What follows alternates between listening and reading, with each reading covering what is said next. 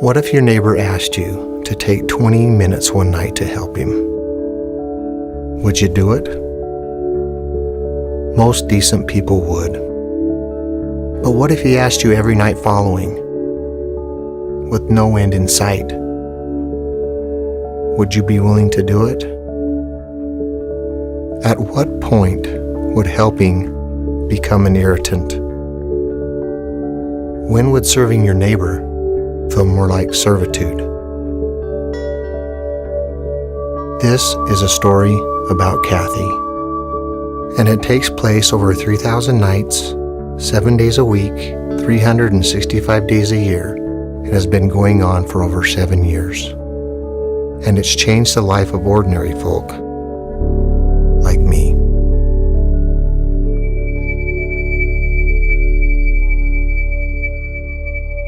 To be brutally honest, it was a hard thing for me to be excited about. It was more of a burden than anything.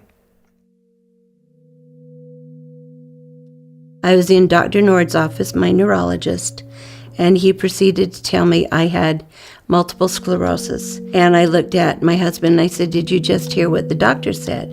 It's documented proof that I am 1 in a million. We'd been married 16 and a half years. I assumed my husband was okay with it.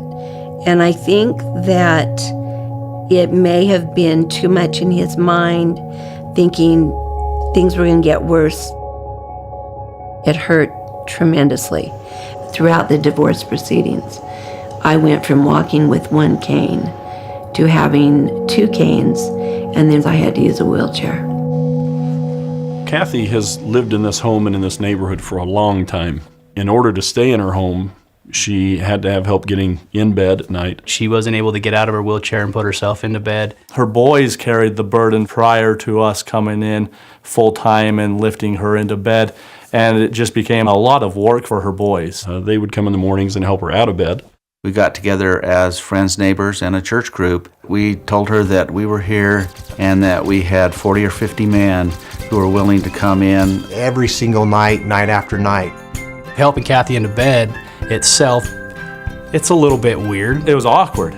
You know, I'm kind of phobia around sick people. At first, I'm kind of like, I think that's why I was so stiff. And when they said, just toss her, I'm like, okay. And of course, we're not supposed to do it that way because she went about, halfway across the room and bounced in her bed. So it's not just throwing somebody in bed and saying, see ya. There's a process to it. 2 guys from the neighborhood arrive at the door. Get her mail. Ring the doorbell. She yells to come on in. And she always wants to talk with you. Kathy will talk your ear off. Kathy knows how to talk. You can't have a short conversation with Kathy. You walk down the hall, down to her bedroom. Get the bed ready. Pull off her slippers. You have to choose a side you want to be on. Each of us put a hand behind her back and underneath her legs, and we just lock wrists. And then lift straight up, move forward, and then dance around the chair a little bit. Try to gently set her into bed. And then the fun begins.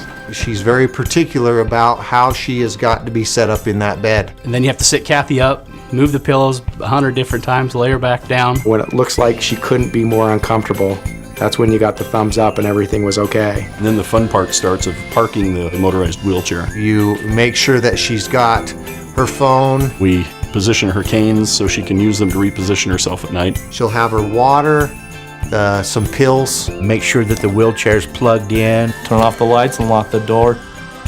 And you're done. We were approached that we would maybe have a 2 or 3 month assignment. I felt sympathetic to the situation, but I felt like, I've got other things I need to deal with. First of all, it's, I don't have the time, and how long can it last? When's the end?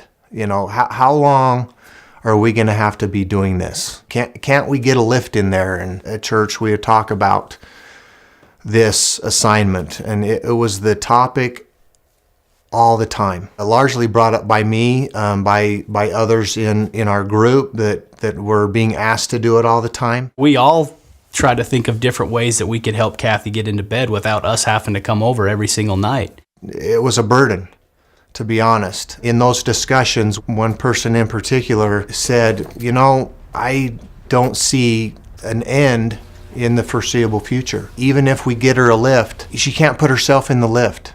That's not an answer to the problem. He said, if you're not willing to do it, and if there's those who are not willing to do it, I will do it myself every night if I have to.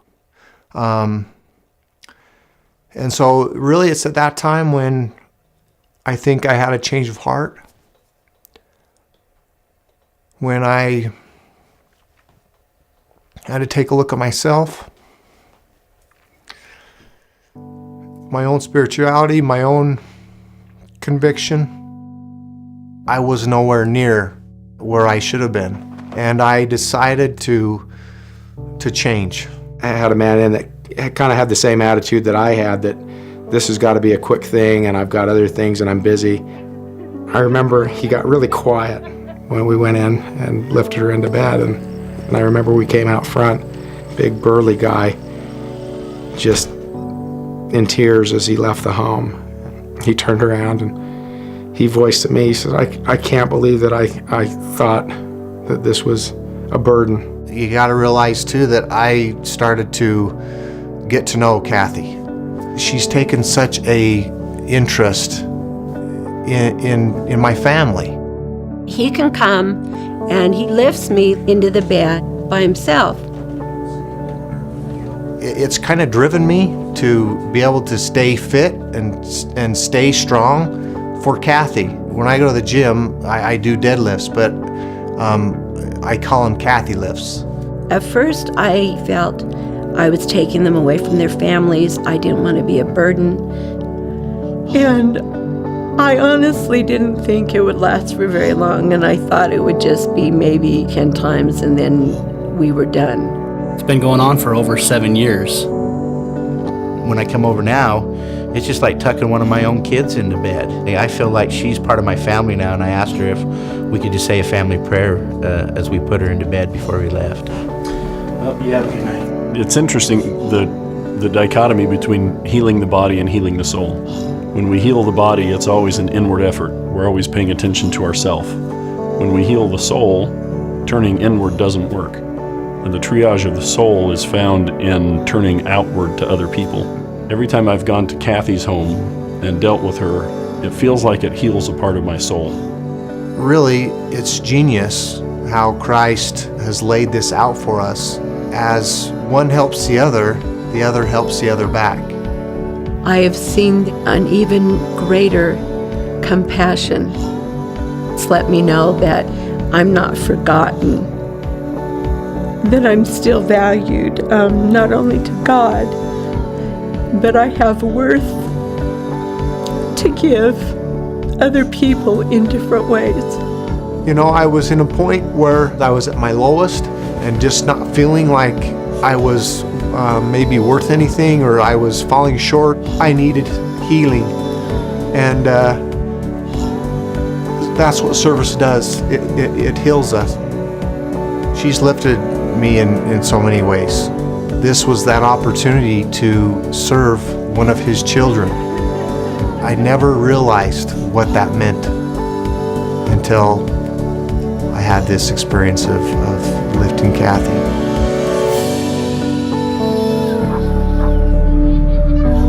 The more we serve our fellow men in appropriate ways, the more substance there is to our souls. We become more substantive as we serve others. Indeed, it's easier to find ourselves because there's so much more of us to find.